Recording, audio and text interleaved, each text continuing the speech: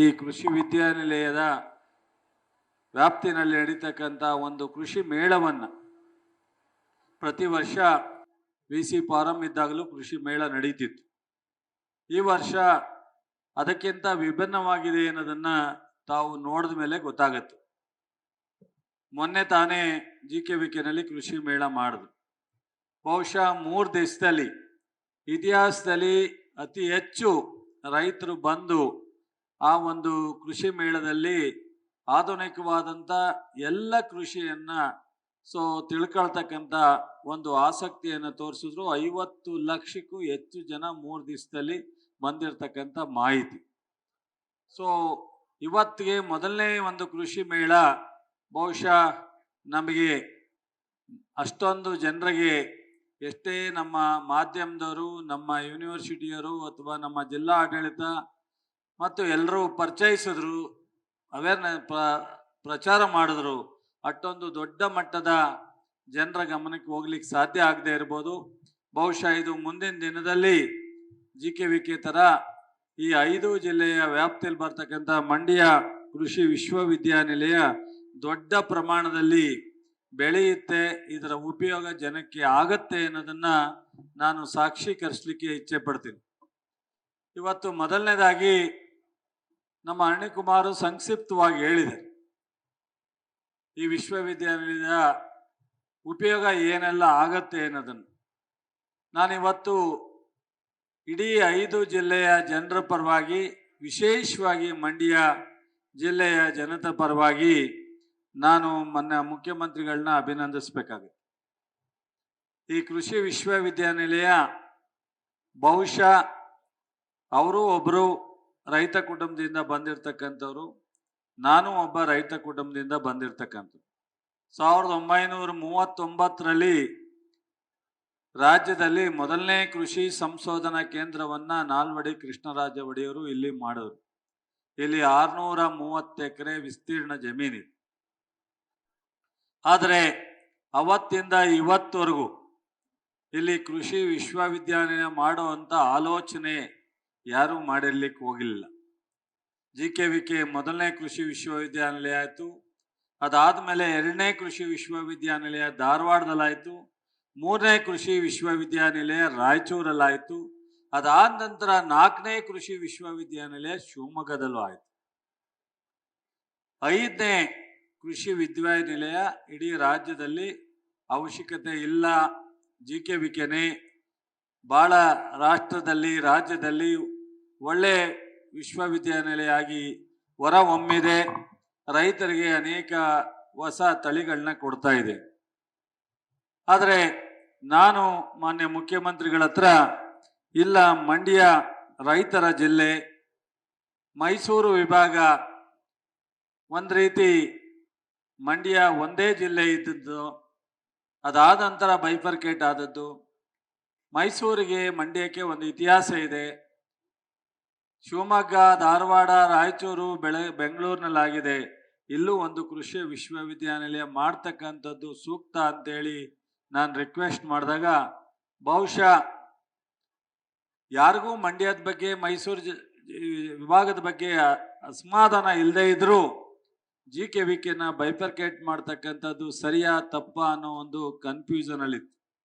ಅಂಥ ಸಂದರ್ಭದಲ್ಲಿ ಮಾನ್ಯ ಮುಖ್ಯಮಂತ್ರಿಗಳಾದಂಥ ಸಿದ್ದರಾಮಯ್ಯಜಿಯವರು ಒಂದೇ ಮಾತಿನಲ್ಲಿ ಎಲ್ಲರ ಮಾತನ್ನ ಕೇಳಿ ಮಂಡ್ಯದಲ್ಲಿ ಆಗಲಿ, ಮಂಡ್ಯ ಜನಕ್ಕೆ ಶಾಶ್ವತವಾದಂಥ ರೈತರಿಗೆ ಹೊಸ ಕೃಷಿಯನ್ನ ಅವಲಂಬಿಸ್ತಕ್ಕಂಥ ಒಂದು ಎಲ್ಲ ಥರದ ಪರಿಚಯವನ್ನು ಮಾಡ್ತಕ್ಕಂಥ ಹತ್ತಿರದಿಂದ ಕೃಷಿ ವಿಶ್ವವಿದ್ಯಾನಿಲಯ ಒಂದು ಕೊಳ್ಳ ಎಲ್ಲರೂ ಸಹ ಇದಕ್ಕೆ ಸಾಮತ ಕೊಡಬೇಕು ಅಂದಾಗ ಬಹುಶಃ ನಾನು ಆ ಕ್ಷಣವನ್ನು ಮರೀಲಿಕ್ಕೆ ಸಾಧ್ಯ ಆಗಲ್ಲ. ಇಡೀ ಜಿಲ್ಲೆ ಜನರ ಪರವಾಗಿ, ಇಡೀ ಮೈಸೂರು ವಿಭಾಗದ ಪರವಾಗಿ ಹೃದಯಪೂರ್ವಕವಾಗಿ ಅವರಿಗೆ ನಾನು ಅಭಿನಂದನೆಯನ್ನು ಸಲ್ಲಿಸಬೇಕು. ಭಾಳ ಜನ ಮೊನ್ನೆನೂ ಸಹ ಯಾರೋ ಮಾತನಾಡಿದ್ದಾರೆ 5-6 ತಿಂಗಳಲ್ಲಿ ಕೃಷಿ ವಿಶ್ವವಿದ್ಯಾನಿಲಯ ಘೋಷಣೆ ಆಯ್ತು ಅಷ್ಟೇ. ಯಾಕೆಂದ್ರೆ ಅವ್ರು ಬರೀ ಘೋಷಣೆ ಮಾಡೋದೇ ಇಲ್ಲ, ಅದು ಚಾಲನೆ ಸಿಕ್ಬೇಕಲ್ಲ ಅಂತ. ನಿಮ್ಗೆ ಇನ್ನೊಂದು ಹೇಳಲಿಕ್ಕೆ ಇಚ್ಛೆ ಪಡ್ತೀನಿ.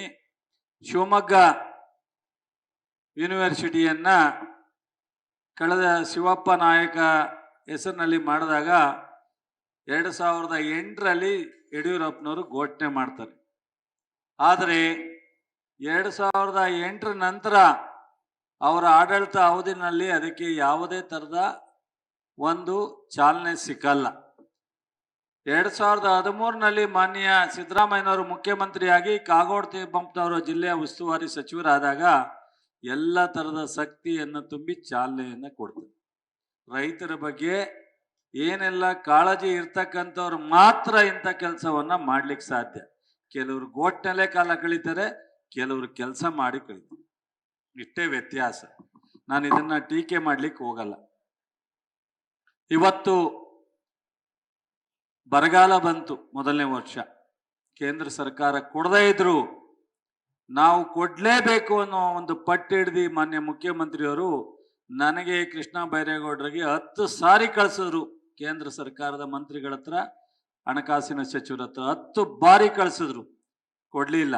ಕೊನೆಗೆ ಸುಪ್ರೀಂ ಕೋರ್ಟ್ಗೆ AG ಕರೆದು ಸುಪ್ರೀಂ ಕೋರ್ಟ್ಗೆ ದಾವ ಹಾಕಬೇಕು ಅಂತೇಳಿ ಕೇಸ್ ಹಾಕಿ 3454 ಕೋಟಿಯನ್ನ ಕೇಂದ್ರ ಸರ್ಕಾರದಿಂದ ರಿಲೀಸ್ ಮಾಡಿಸಿ ಕೊಟ್ಟಂತ ಕೀರ್ತಿ ನಮ್ಮ ಮುಖ್ಯಮಂತ್ರಿಗಳಾದಂಥ ಸಿದ್ದರಾಮಯ್ಯನವರಿಗೆ ಸಲ್ಲಬೇಕು.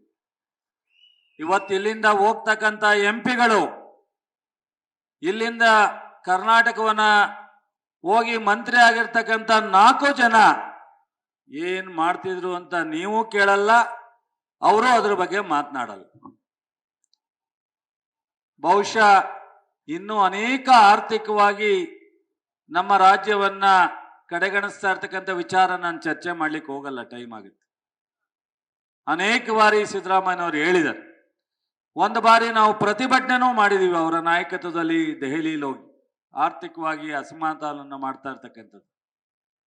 ಮೊನ್ನೆ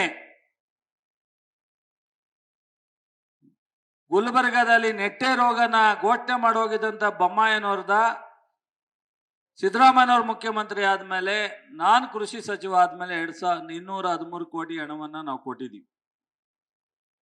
ಹಾಲಿಗೆ 5 ರೂಪಾಯಿ ಸಬ್ಸಿಡಿಯನ್ನ 600 ಕೋಟಿ ಬ್ಯಾಲೆನ್ಸ್ ಇದ್ದದನ್ನ ಕ್ಲಿಯರ್ ಮಾಡಿದಂಥದ್ದು ಸಿದ್ದರಾಮಯ್ಯನವರು.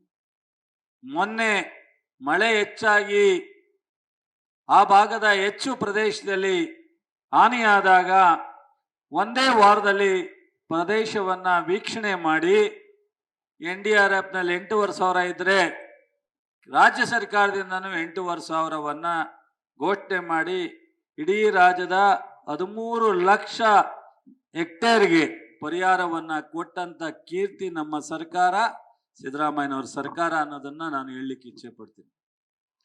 ಅದಾದ ಮೇಲೆ 2-3 ರಾಜ್ಯಕ್ಕೆ ಹಾನಿಯಾದಂಥ ರಸ್ತೆಗಳು ಅಥವಾ ಮನೆಗಳು ಅಥವಾ ಬೇರೆ ಬೇರೆ ಹಾನಿಯಾದಂಥ ಇದಕ್ಕೆ ಪರಿಹಾರವನ್ನ ಕೇಂದ್ರ ಸರ್ಕಾರ ಕೊಟ್ಟಿದೆ.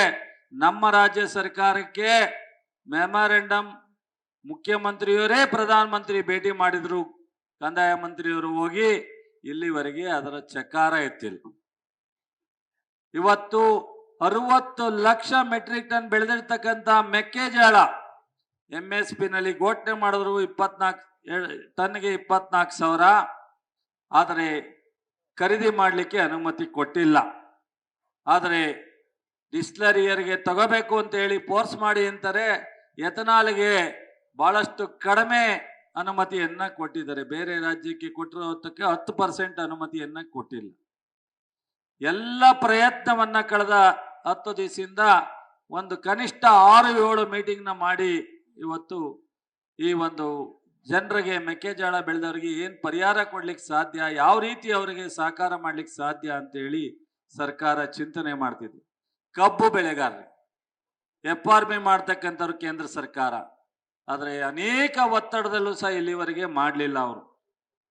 ಆದರೆ ಮಾನ್ಯ ಮುಖ್ಯಮಂತ್ರಿಗಳು ಎಲ್ಲ ರೈತರ ಸಮಸ್ಯೆಯನ್ನ ಮನಗಂಡು ಒಂದು ಟನ್ಗೆ 50 ರೂಪಾಯಿ ಫ್ಯಾಕ್ಟರಿಯವ್ರು ಕೊಡಬೇಕು ಅಂತೇಳಿ ನಿರ್ಧಾರ ಮಾಡಿದಂಥದ್ದು ಇವತ್ತಿನ ಆಡಳಿತ ಮಾಡ್ತಕ್ಕಂಥ ಸರ್ಕಾರ ಸಿದ್ದರಾಮಯ್ಯನವರು ಇವತ್ತು ಆ ತೀರ್ಮಾನವನ್ನ ತಗೊಂಡು.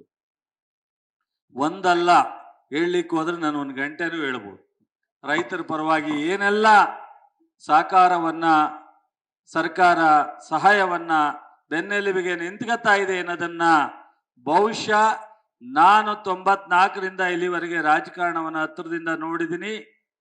ಬಹುಶಃ ಇಷ್ಟೊಂದು ಯಾವುದೇ ಹಣಕಾಸಿನ ಏನೇ ಸಮಸ್ಯೆ ಇದ್ರೂ ರೈತರ ವಿಚಾರ ಬಂದಾಗ, ಸಾಮಾನ್ಯ ಜನರ ವಿಚಾರ ಬಂದಾಗ, ಕಾರ್ಮಿಕರ ವಿಚಾರ ಬಂದಾಗ, ಮಹಿಳೆಯರ ವಿಚಾರ ಬಂದಾಗ ಹಿಂದೆ ಮುಂದೆ ನೋಡದಲೆ ಕ್ಯಾಬಿನೆಟ್ನಲ್ಲಿ ಮಂಜೂರು ಮಾಡ್ತಕ್ಕಂಥ ಯಾರಾದರೂ ಒಬ್ಬರು ಮುಖ್ಯಮಂತ್ರಿ ನೋಡಿದ್ರೆ ಅದು ಸಿದ್ದರಾಮಯ್ಯ. ಬಹುಶಃ ನೀರಾವರಿ ಯೋಜನೆಗೆ ಈ ಭಾಗದ ಈ ಜಿಲ್ಲೆಗೆ ನಾನು ಮೊನ್ನೆ ತಾನೇ ಹೇಳಿದೆ, ಎಲ್ಲ ಇಲಾಖೆಯಿಂದ ನಮ್ಮ ಶಾಸಕರುಗಳು 7 ತಾಲೂಕಿಗೆ ಒಬ್ಬರಿಗಿಂತ ಒಬ್ಬರು ಪೈಪೋಟಿನಲ್ಲಿ 5 ಗ್ಯಾರಂಟಿಯನ್ನ ಬಿಟ್ಟು, ನಾವು ಕೊಡ್ತಕ್ಕಂಥ ಸೌಲಭ್ಯವನ್ನ ಬಿಟ್ಟು, ನಾವು ಕೊಡ್ತಕ್ಕಂಥ ಕೃಷಿ ಇಲಾಖೆ ಇನ್ನಿತರ ಇಲಾಖೆನಲ್ಲಿ ಸಹಾಯಧನ ಸಬ್ಸಿಡಿಯನ್ನ ಬಿಟ್ಟು ಅಭಿವೃದ್ಧಿ ಕೆಲಸಕ್ಕೆ ಕನಿಷ್ಠ ಈ ಜಿಲ್ಲೆಗೆ 10,000 ಕೋಟಿಯನ್ನ ಬೇರೆ ಬೇರೆ ಇಲಾಖೆಯಿಂದ ಕೊಟ್ಟಿರ್ತಕ್ಕಂಥದ್ದು ಈ 2.5 ವರ್ಷದಲ್ಲಿ ಅನ್ನೋದನ್ನ ನಾನು ಹೇಳಲಿಕ್ಕೆ ಇಚ್ಛೆ ಪಡ್ತೀನಿ. ಇವತ್ತು ಈ ಒಂದು ಎಲ್ಲ ಜೊತೆಗೆ ನೀವು ನೋಡಿದಿರ ಹೊರಗಡೆ ಎಲ್ಲ ತರದ ಎಕ್ಸಿಬಿಷನ್, ಎಲ್ಲ ತರದ ಹೊಸ ತಳಿಗಳು, ಹಳೆ ದೇಶೀಯ ತಳಿಗಳು, ಯಾವ್ಯಾವ ರೋಗ ನಿರೋಧಕ ತಳಿಗಳನ್ನ, ಯಾವ ನೀರನ್ನ ಕಡಿಮೆ ಬಳಸೋದ್ರ ಮೂಲಕ ಯಾವುದೋ ಅವಧಿಯಲ್ಲಿ ಕಡಿಮೆ ಮಾಡಿ ಇವತ್ತು ತಾಂತ್ರಿಕ ವ್ಯವಸ್ಥೆನಲ್ಲಿ ಇವತ್ತು ನಾಟಿ ಮಾಡ್ತಕ್ಕಂಥದ್ದು ಅಥವಾ ಹಾರ್ವೆಸ್ಟ್ ಮಾಡ್ತಕ್ಕಂಥದ್ದು, ಈ ಎಲ್ಲ ತರದ ಆಧುನಿಕವಾದಂಥ ಕೃಷಿಯನ್ನ ಪರಿಚಯಿಸ್ತಕ್ಕಂಥದ್ದೇ ಮೂಲ ಉದ್ದೇಶ ಈ ಕೃಷಿ ಮೇಳ. ಕೃಷಿ ಮೇಳ ಒಂದಷ್ಟು ಸರ್ಕಾರ ಮಾಡೋ ಕಾರ್ಯಕ್ರಮ ನೋಡಿ ನಾವು ಇಷ್ಟೆಲ್ಲ ಸಹಾಯ ಮಾಡ್ತಾ ಇದ್ದೀವಿ, ಕೃಷಿಕರಿಗೆ ನಾವು ನಿಂತಿದ್ದೀವಿ ಜೊತೆಲಿ ಅನ್ನೋದಲ್ಲ. ಇವತ್ತು ನಮ್ಮ 5 ಕೃಷಿ ವಿಶ್ವವಿದ್ಯಾಲಯಗಳು GKVK ಪ್ರಥಮ ಸ್ಥಾನದಲ್ಲಿದೆ. ರಾಜ್ಯದಲ್ಲೇ 75 ಕೃಷಿ ವಿಶ್ವವಿದ್ಯಾಲಯದಲ್ಲಿ 11ನೇ ಸ್ಥಾನ ಇದೆ. ಅದರಲ್ಲಿ A ಶ್ರೇಣಿಯನ್ನು ಸಹ ಕೃಷಿ ವಿಶ್ವವಿದ್ಯಾನಿಲಯ ಪಡೆದಿದೆ. ನಮ್ಮ ವೈಸ್ ಚಾನ್ಸಲರ್ ಇಲ್ಲೇ ಇದ್ದಾರೆ ಸುರೇಶ್. ನಮ್ಮ ಮುಖ್ಯಮಂತ್ರಿಗಳು ಈ ಸರ್ಕಾರ ಬಂದ ಕೂಡಲೇ ಲ್ಯಾಬ್ ಟು ಲ್ಯಾಂಡ್ ಅಂತ ಹೇಳಿ ಕೃಷಿ ಮೇಳದಲ್ಲಿ ಅಥವಾ ಕೃಷಿ ವಿಶ್ವವಿದ್ಯಾಲಯದಲ್ಲಿ ಹೇಳಿದ್ರು. ಅದೇ ರೀತಿ ಎಲ್ಲ ಕೃಷಿ ವಿಶ್ವವಿದ್ಯಾಲಯದಲ್ಲಿ ಸಂಶೋಧನೆಯನ್ನ ರೈತರ ಜೊತೆ ಸಂಪರ್ಕ ಇಟ್ಕೊಂಡು, ಕೃಷಿ ಇಲಾಖೆ ಜೊತೆ ಸಂಪರ್ಕ ಇಟ್ಕೊಂಡು ಬಹಳ ಮುತುವರ್ಜಿ ವಹಿಸಿ ಮುಖ್ಯಮಂತ್ರಿಗಳ ಸರ್ಕಾರದ ಆದೇಶವನ್ನ ಪಾಲಿಸ್ತಕ್ಕಂಥ ರೀತಿಯಲ್ಲಿ 5 ಕೃಷಿ ವಿಶ್ವವಿದ್ಯಾನಿಲಯ ಒಳ್ಳೆಯ ಕೆಲಸವನ್ನ ಮಾಡ್ತಾ ಇದೆ. ಬಹುಶಃ ನಮ್ಮ ಮುಖ್ಯಮಂತ್ರಿಗಳ ಕೊಟ್ಟಾಗ ನಮ್ಮೆಲ್ಲ ಶಾಸಕರು, ನಮ್ಮ ಕೆಲವು ಮುಖಂಡರುಗಳು ಹೇಳೋರು, ನಮ್ಮ ಜಿಲ್ಲೆಯ ಜನಕ್ಕೆ ಈ ಕೃಷಿ ವಿಶ್ವವಿದ್ಯಾಲಯದ ಬಗ್ಗೆ ಇನ್ನೂ ನಿಧಾನಕ್ಕೆ ಅರ್ಥ ಆಗುತ್ತೆ, ಇವತ್ತಿಗೆ ಅರ್ಥ ಆಗಲ್ಲ. ಕೃಷಿ ವಿಶ್ವವಿದ್ಯಾನಿಲಯದ ಉಪಯೋಗ ಏನು ಅನ್ನೋದು ನಿಮಗೆ ಇನ್ನೂ 1 ವರ್ಷ 2 ವರ್ಷ 3 ವರ್ಷ ಆದಮೇಲೆ ಇದರ ಬಗ್ಗೆ ಗೊತ್ತಾಗುತ್ತೆ. ನಾವು ಮೊನ್ನೆ ಫಿಲಿಪೈನ್ಸ್ಗೆ ಹೋಗಿದ್ವಿ. ಇಡೀ ಪ್ರಪಂಚದಲ್ಲಿ ರೈಸ್ ರಿಸರ್ಚ್ ಸೆಂಟರ್ ಇರ್ತಕ್ಕಂಥದ್ದು ಅಲ್ಲಿ.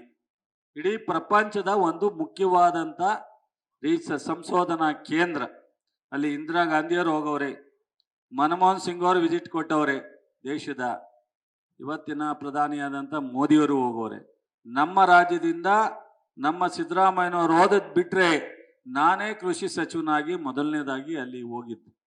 ಅಲ್ಲಿಗೂ ಇಲ್ಲಿಗೂ ಕೆಲವು ತಳಿಗಳು, ಕೆಲವು ರೋಗ ನಿರೋಧಕ, ಕೆಲವು ಅನೇಕ ಹೊಸ ತಳಿಗಳನ್ನ ಅಥವಾ ಹೆಚ್ಚು ಪರಿಣಾಮಕಾರಿಯಾಗಿ ನ್ಯೂಟ್ರಿಷನ್ ಇರ್ತಕ್ಕಂಥದ್ದು ಇರ್ಬೋದು, ಈ ಥರದ ಅನೇಕ ನಮ್ಮ ನೇಚರ್ಗೆ ಇವತ್ತು ಏನು ಸವಾಲಾಗಿ ನಿಂತ್ಕೋಬೇಕಾದಂಥ ಅನಿವಾರ್ಯ ಪರಿಸ್ಥಿತಿ ಇದೆ, ಅದೆಲ್ಲಕ್ಕೂ ಪರಿಹಾರ ಹುಡುಕ್ತಕ್ಕಂಥ ತಳಿಗಳನ್ನ ಮಾಡ್ತಕ್ಕಂಥದಕ್ಕೂ MOU ಮಾಡ್ಕೊಂಡು ಇಲ್ಲಿ ಅದನ್ನ ಮಾಡಬೇಕು ಅನ್ನೋ ಒಂದು ತೀರ್ಮಾನವನ್ನು ತಗೊಂಡು, ಒಟ್ಟಾರೆ ಈ ಕೃಷಿ ಮೇಳ ಇದೆಯಲ್ಲ, ಕೃಷಿ ಮೇಳ ಕೃಷಿಕರಿಗೋಸ್ಕರ ಮಾಡ್ತಕ್ಕಂಥದ್ದು. ಹೆಸರಲ್ಲೇ ಕೃಷಿ ಮೇಳ ಇದೆ.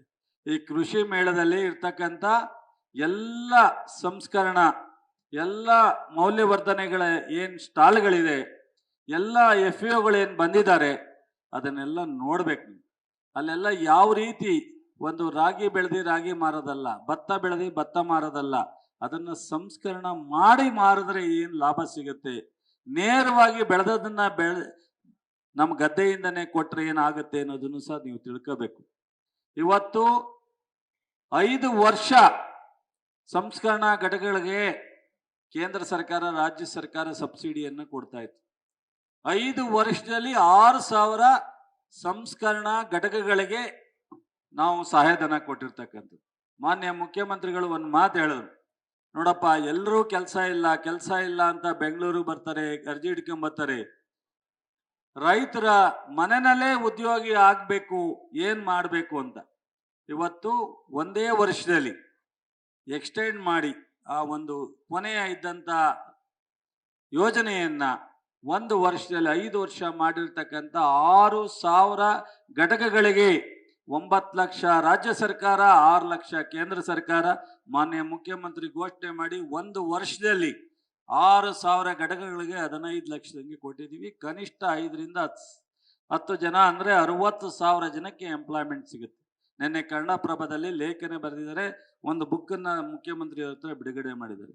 ನಾನು ಇನ್ನೂ ಭಾಳ ಜಾಸ್ತಿ ಎಳಿಲಿಕ್ಕಾಗಲ್ಲ, ಮುಖ್ಯಮಂತ್ರಿಗಳು ಮಾತನಾಡಬೇಕು.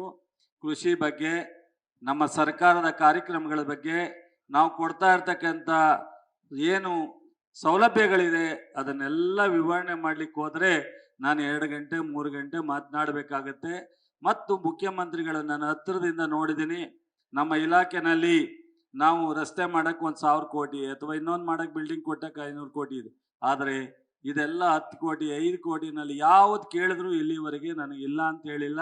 ಅಟ್ಟು ಕೃಷಿ ಒಂದು ಇಲಾಖೆಗೆ ಸಂಪೂರ್ಣವಾಗಿ ಸಹಕಾರವನ್ನ ಕೊಟ್ಟಿದ್ದಾರೆ.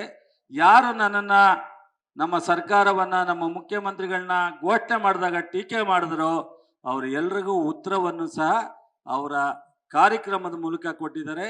1 ವರ್ಷದೊಳಗಡೆ ಈ ಕೃಷಿ UGC ಸಹ UGC ರೆಕಗ್ನೈಸೇಷನ್ ಆಗಿದೆ.